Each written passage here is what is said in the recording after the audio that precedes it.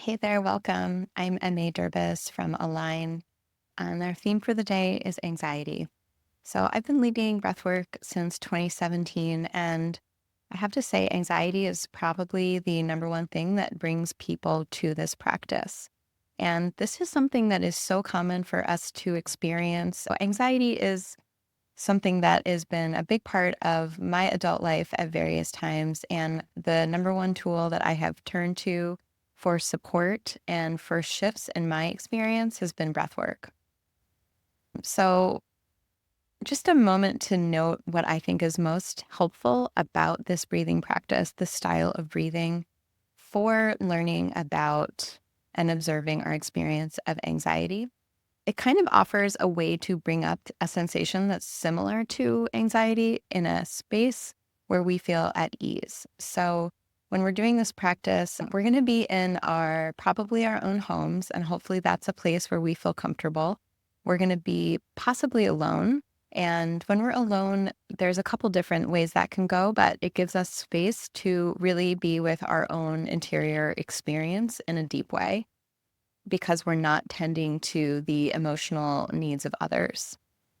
So when we do this style of breath work, it's not a chill experience.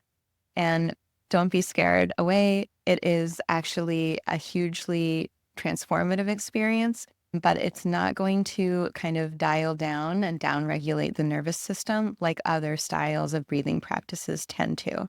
It's actually going to activate the sympathetic a little bit more. And you might be familiar with the sympathetic aspects of the nervous system.